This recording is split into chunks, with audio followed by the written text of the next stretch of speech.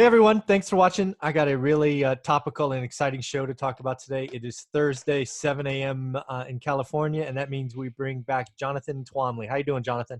I'm great, Michael. How are you today? I have been looking forward to this interview for like the last 4 days because what I see going on in the multifamily market is like, I mean, I can read it, I can understand it at like a 10,000 foot level, but I'm like, I'm going to talk to Jonathan and just see how nutty and insane and quick all these changes are coming to the multifamily market. And what do you see? I think this is crazy.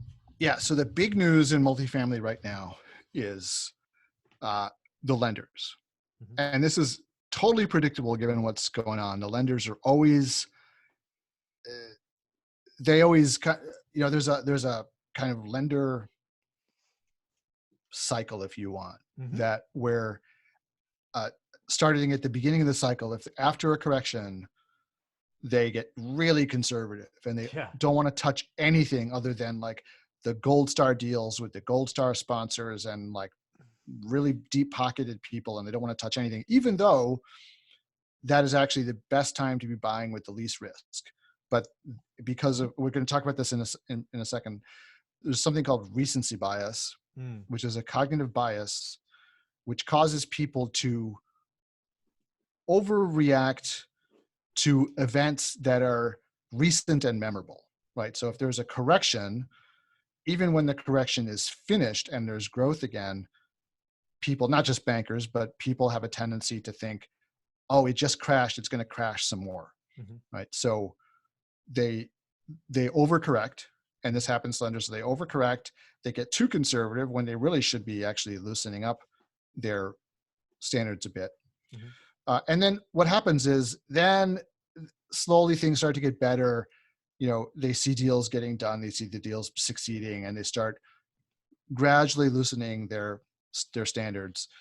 And then what happens is the market goes up and up and up, and the deal quality gets more and more marginal. And because all the fat is gone, right? Everybody's jumping into the market. All of the meat has been, basically taken off the bone on all these deals. They get more and more expensive, which means that they're getting riskier and riskier and riskier. But to most investors' minds and to bankers' minds, they feel less risky, right? Because everybody's making money and it feels good. So they get, and also on top of that, they have to loosen their lending standards or they can't get any deals done. So they start loosening their standards, looser as you go up. And then finally it tips over the peak and people get burned. And then the bankers go, oh my God, we loosened too much. Let's tighten up, and they overcorrect and the whole thing starts again. So what we're seeing now is the bankers, but we're seeing this now in like compressed time, right? Yes. Usually this is a process that takes months. Right now we're seeing this happen in a period of like 2 weeks, which, nobody in human history, I think, has ever seen this happen quite so fast. Maybe, I don't really remember exactly from the last crash because I was watching it kind of from the sidelines as a real estate lawyer. So I wasn't seeing what the banks were doing. Maybe something similar happened. No, I can tell you, at least from the residential and being active, your impression is right. It took a year to 6 quarters, so a year and a half, for it to go from ridiculously easy to I won't lend to the most pristine buyer. And I was buying that whole time, right? We got a couple of yes answers kind of at, I don't know, month 7 of the crash, but by month 10, we got no's. And then by month 11, we got hell no's, right? And you're right. 2010 was the best time to be a lender because I was buying stuff at land value that was like, people talk about the 1% rule. I was buying stuff with a 3 on it. Yeah. I mean, it was the weird. Lenders are overprotected at that point in the cycle, but they don't realize it. And they are all going into cover your ass mode, right? Yes. I don't know if I can say that on this podcast, but I did. You did. So I did. So but so what we're seeing now is this crazy, and understandable reaction from the lenders, where suddenly what they're seeing is, we had this massive unemployment number today. Everybody's being kept home. 3.28 million people filed for unemployment this week. It was 5 times the previous record, right? 5 times the previous record. And the bankers are looking at this and saying, how are people going to pay their rent, right? And Yeah. the stimulus package that was just passed is providing for like $1,200 or something ridiculous for Hmm. people, which they'll burn through in an instant, right? So they're they're gonna, when we talked about the house stimulus package last time, that would have really helped people pay their rent. This stimulus package is not. It's going to be like, spit in a bucket. And at least for people, I mean, corporations will get a big slush fund, but individual people will get like bupkis. Hmm. So it's not going to help. And the bankers are looking at this and going, boy, these deals that 2 weeks ago we were convinced, this market's going to rise forever. Everybody's going to rent forever. Now, all of a sudden, they're thinking the opposite. Nobody's going to rent. Nobody can pay their rent. How are these deals going to get done? And what they have done now is something which I actually didn't expect. I knew that they would get more conservative, but what they did was something that I think took a lot of people by surprise, which was the spreads have gone up, the interest rates have gone up and everything. But what they did was they dramatically changed the escrow requirements for Mm. deals. And if you're not a multifamily investor, you've never actually done a multifamily deal before, and this is something, I'll toot my course for a moment. You don't learn a lot about this in a lot of places, and books don't talk about this. If you take my program, all this is laid out so you understand this perfectly well. But when you do a multifamily deal, you've got you've got come down with your down payment. You've got to pay there's all kinds of closing costs associated with the deal that you have to pay for. But you also have to escrow a lot of money up front Mhm. for things like your first year's insurance. Usually they want you to escrow a couple months of debt service just to get started. There's a couple of things like that. Sometimes they require you to make repairs and they want you to escrow for that. So you have to come up with this money on top of the money that for closing costs and Mhm. whatever. But what they've done now is they have dramatically changed these escrows so that all of say like your property tax escrow and your insurance is usually a full year, but property taxes usually they'll want you to escrow like 2 months worth of property taxes just to get ahead. And then every month you're paying into Mhm. your escrow as on an operating basis so that at the end of the year, the money's there to pay your taxes and Mhm. it's easy. So you're just spreading out the cost over the year. What they're doing now, though, is they're requiring you to fund all those escrows for the full year upfront at closing. And here's the real killer: fund a year's worth of debt service Mm. at closing. Wow. So, like, I'm just thinking about a deal that I did where we had, it was a $5 million deal. Uh, raised about 1.6 million of Mhm. equity to cover the down payment and all the closing costs and my acquisition fee and stuff like that. Mhm. The debt service on that deal on an annual basis is about $250,000 a year. Okay. So imagine adding that 250K to your capital raise up front, right? Mhm. You have that, and plus your escrows also. You're probably talking about between $300,000 and $400,000 additional that you have to raise Wow. just to close the deal. So that's one. So basically, that's an additional 25% of your equity.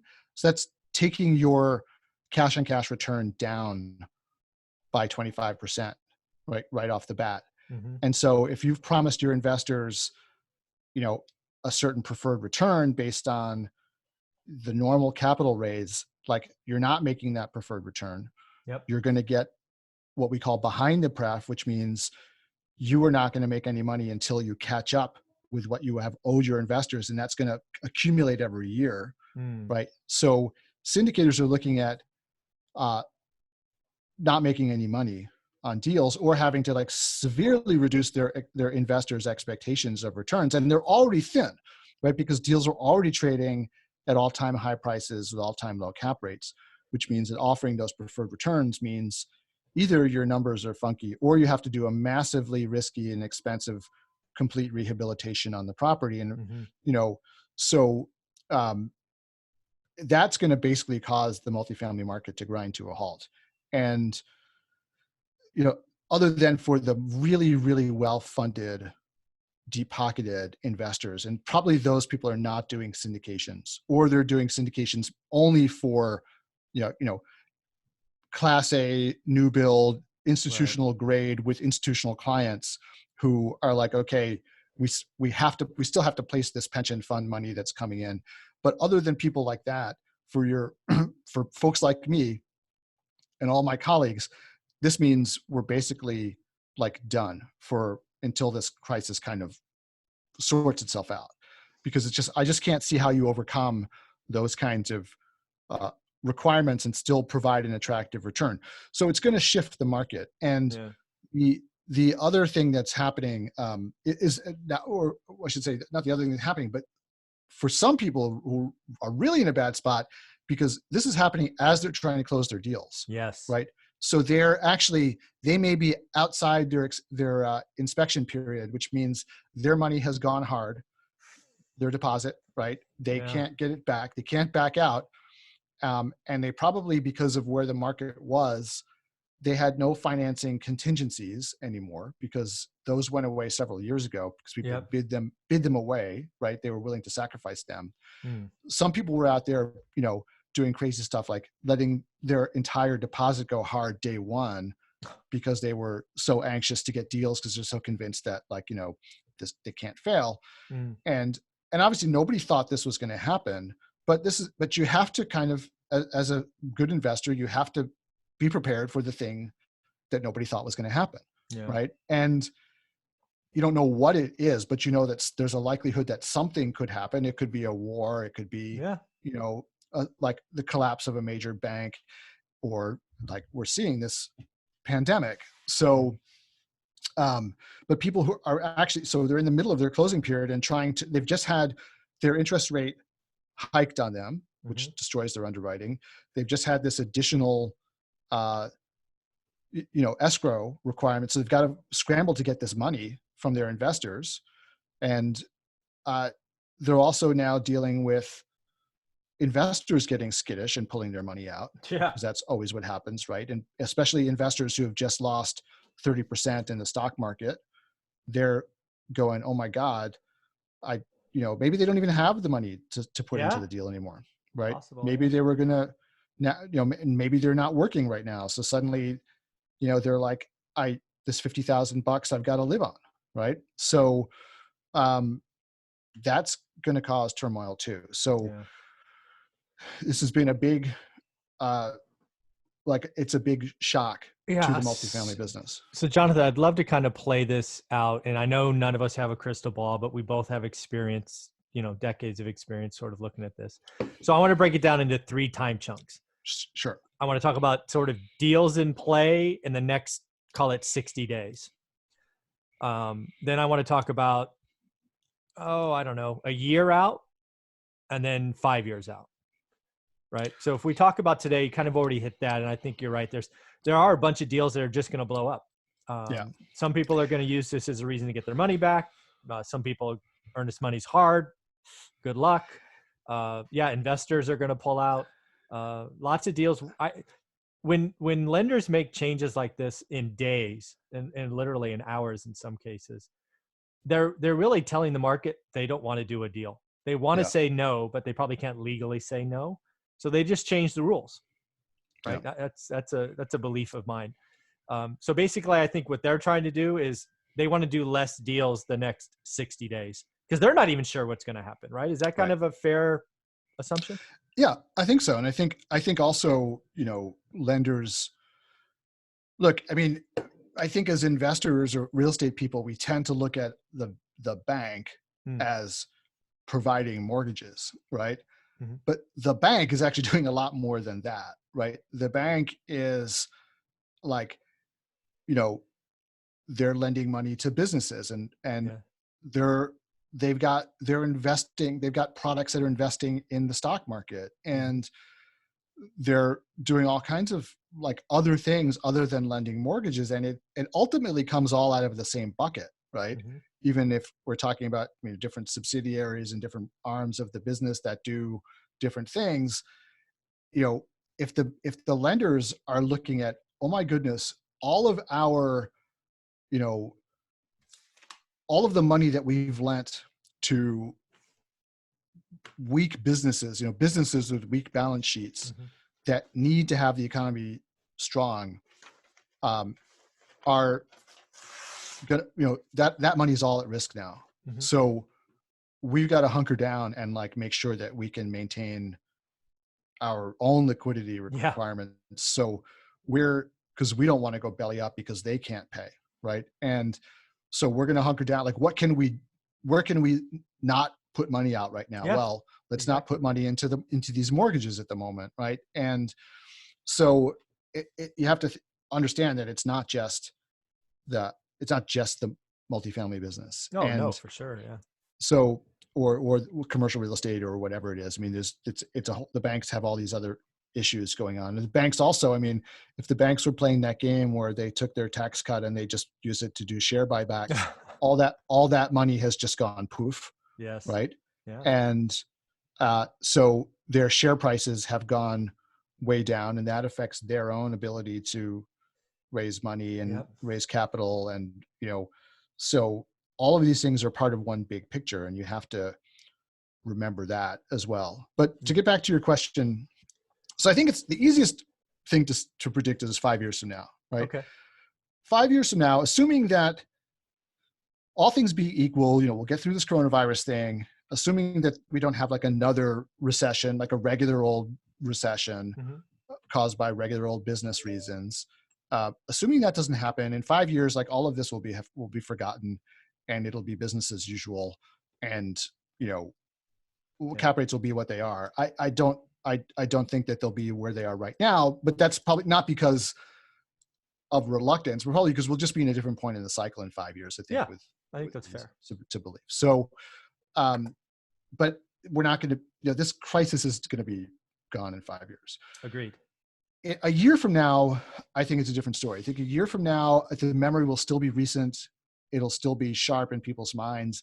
And I think they're just going to be less risk tolerant than they were 2 weeks ago or 3 weeks ago. Yeah. So I think that what you're going to see is, after we emerge, after the dust settles from what's happening right now, Mhm. and what's going to happen right now is there's going to be, banks are pulling out, Yep. which they probably have the right to do. I don't know if Sure. they legally have to loan or not. I mean, there's no unless the mortgage documents are signed already, Mhm. right? And that usually doesn't. The banks are smart; they don't do that till the last day, Yep. right? So, they're, that there's going to be a lot of litigation, I think, between buyers and sellers, Mhm. because the sellers that take a hard line and say, "Sorry, guys, didn't close. I'm taking the deposit," right? Yep. There are going to be some who are going to be like, "Look, I'm going to be reasonable. This is something that nobody expected. I'm going to let you out." Yeah. There'll be There'll be people like some. that, Yeah. and then there's going to be people who are going to be looking at their own, like they're going to be in survival mode. They'll be like, I need that $250,000. I'm taking it. Yep. Contract is a contract. It wasn't. Yeah. This is the risk you took. You took the risk that Yep. the world was going to blow up, and so the money's mine. But the buyers will absolutely sue in those Mhm. situations to get the money back. For So there'll be sure. a lot of litigation. And but a year from now, sort of after that stuff has all kind of sorted itself out, what I think you're going to see is just more caution in general than we've had right now. Like, Yeah. just because people, this will be recent. When we talked about that recency bias, Mhm. right? This is still going to be fresh in everyone's mind, and they're going to be asking themselves the question. They may be worried about, first of all, coming back in the fall. If coronavirus does come back in the fall, that's going to make people skittish, Mhm. right? But in general, they're going to be thinking about risk more. They're going to be thinking about what else could happen, like, and especially since it was such a frothy market before. And I think people are going to they're going to take a step back and say, wow, should we really have been lending at those levels? Were those valuations really Yeah. supportable? Um, and I think it's going to cause banks for a while to, maybe these crazy escrow things will go away soon because they'll realize that just deals can't get done under those circumstances at all, and they're going to Yeah. have to blend and make money. But I'm pretty sure that they are going to look at the underwriting um, a lot more carefully, and they're probably the spreads are going to stay high. So interest rates are not, even if the underlying interest rates are very low, the spreads are going to stay high, and because to compensate them for the risk they think they're taking. And I think they may change their loan to value requirements. I think they may Yeah. get more conservative and say, you know what, we're only going to 70% now. We're not going to 75%, or maybe even 65%. And I think they're going to be much more, it may look a lot more like when I was starting out, where, only people with a lot of experience and, a history of operation are going to be able to get agency debt, and other people are going to have to turn to CMBS, Mm-hmm. which is commercial mortgage-backed securities, which is they're willing to take a little more risk with operators, but they have a lot of strings attached. I don't personally I've done CMBS. I don't like it, but that was all I could do when I started. Mm-hmm. I think we'll see that again. Although the CMBS market they have actually called a complete halt. Oh, they're So done. Yeah, stop. they're done. Full They're stop. out. They've just said we're out. So until this all shakes out. So the agencies are still lending, but they are getting more cautious. So, but CMBS will probably come back first, so to speak, because once this all shakes out, because Mm-hmm. they have been willing to take a little more risk because they feel they're secure because of all this, just all the compliance and stuff they make you go through. Yeah. Not to say So, that Fannie and Freddie don't, but CMBS is like really, really a yeah. lot of strings attached. This is how I sort of saw it when I outlined it for you. And again, you're the expert in the large multifamily and syndication, all of that. I'm a casual observer at best. So in the next 60 days, I think the answer is just less deals get done, and probably Yeah. substantially less deals. Yeah. It will probably be shocking, just like the 3.2 million new unemployment claims today. It'll be something off the charts like we've never seen before. So that's the next 60 days. I think a year out, we're the best stuff is starting to transact again. The, I don't know, call it the A stuff, the stuff that is performing.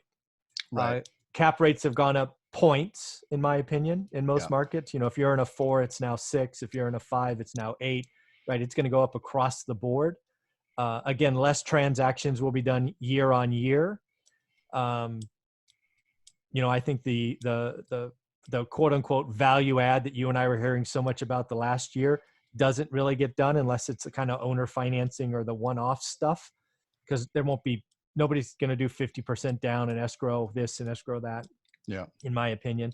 But 5 years out, I think you're right. I think the purchase and all of that's kind of back to where it is. But here's my question for you is, I suspect, and again, this is, 60 months from now, so who knows? I think interest rates will be higher than they are today. And what I'm concerned about is the refi exit.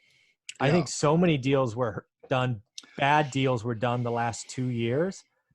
I actually think, the 5, 7, 10-year refis that people have most of those aren't going to get done or get done very well. So I've been talking about this for quite a while, as you know, Michael, like that the real risk to a lot of deals is the refi, right? And the exit cap rates that people have been projecting. Yeah. Now, I think that arguably, 2 weeks ago, had the world continued to be the way it was, then, maybe it could have lasted another few years, and some people would have been able to refinance at those, it wouldn't have lasted forever. But I think what we can say now is that now it's definitely going to be an issue for people on the refi, because I think that, as you say, cap rates will be higher. Like, I think what a lot of people sort of lose track of is that a cap rate, right? So the cap rate is when you take your net operating income and you divide it by the purchase price, that gives you the cap rate. It's the same thing as an unleveraged return, right? So it's the return without using debt to juice your returns. That's what it is. The cap rate is a risk premium, right? So that's why you have higher cap rates for sort of quote unquote lower quality deals, right? So the higher the quality, so A property has got a lower cap rate than B than C, and New York City has a lower cap rate for everything than Charlotte, North Carolina, than Greenville, South Carolina, right? Okay. So and you can kind of look at it as a matrix, right? Sort of a 9-part matrix of like, A market, B market, C market, A property, B property, C property. Gotcha. And so your highest returns, your highest cap rates are going to be in that box that's C market, C property, right? And so what's happened is that whole thing has gotten compressed over time, where that ninth box has gotten a lot closer to that first box Exactly. than it usually is. And then in a correction, it stretches back out again, right? And the reason is because people think that a C asset in a C market is more risky than an A-class property in an A-class market, right? So, but if people have sort of lost track of that, what happens is the opposite happens. Like as cap rates compress, they start thinking it's less risky, right? I mean, that's kind of why they're compressing, because the perception is there's less risk. So we're willing to pay more for this asset because we perceive it as less risky.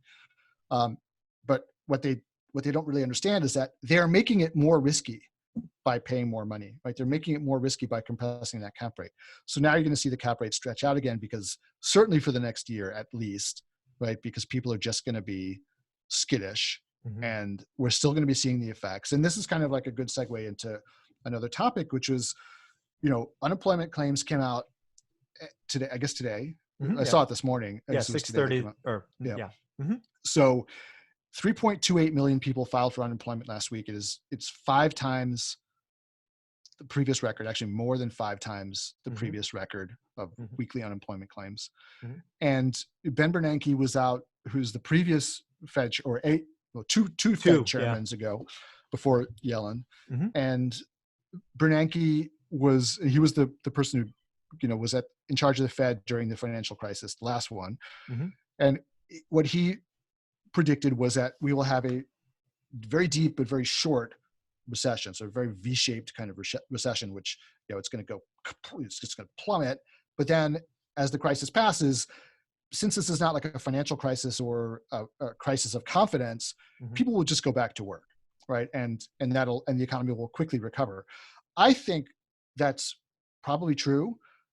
He didn't say how far back it's going to bounce, though. He said it would come back quickly, and I think that what's going to happen is that it's probably going to bounce back like 95% very quickly, but there's going to be that last 5%, maybe 90, 95. Yeah, right? More like 90. So it's most of the economic activity is going to bounce back quickly. But the problem is, though, that there are businesses that are going to go out of business during this time period. And the longer it goes on, the more businesses will go out of business. So when it comes back, those businesses won't exist anymore to hire back their employees. So unemployment will be higher, and the economy won't bounce back to the same place it was. So anybody who's, I think, very, either because they're skeptical of this whole thing or for whatever reason, or they're just really optimistic, like it is not going to bounce back to the same level that it was. It'll bounce back most of the way, but not all of the way. So that's also going to impact, the multifamily market, and psychologically the multifamily market will be the same way. It will bounce back, but it will not bounce back all the way. So cap rates are going to be higher because people are going to be looking at the data and saying, oh, look, now we have 5% unemployment or 5.5% unemployment, which frankly, like several years ago was great. Everybody thought that was a great level of unemployment to have, like 5%. It's a healthy economy at 5%, right? So, but they're going to look at 5% now and go, oh my God, unemployment is 2% higher than it was. It feels riskier to me. And maybe it'll be higher than that, because maybe it's going to take a while. The thing is, we just can't really predict like exactly how this is going to play out, right? A lot of economic activity will come back, but how much is going to come back? How quickly is it going to come back? What's going to happen to those businesses that are out of business? So there's a lot of open questions. Yeah, I think there's a couple of things, again, having invested through the '08 crash, the more and more people that talk about 2020 and 2008 like they're the same thing, you're a freaking idiot. They're not even close to the same thing. Totally different causes, totally different length of duration. The big thing that we have to stop in 2020 that was a huge driver in 2008 was 2008 had what I call a negative feedback loop, right? Your neighbor's house got foreclosed, it dropped the price, and I lost mine, and right? There was a negative feedback loop, and hence it was a real estate depression, at least for the residential side. That's what we have to stop today, right? This $2.2 trillion bill, near as I can tell, I haven't read it yet. It's not in the public domain. I hear it's 1,000 pages, so I'm not sure I will read it, but I'll scan it.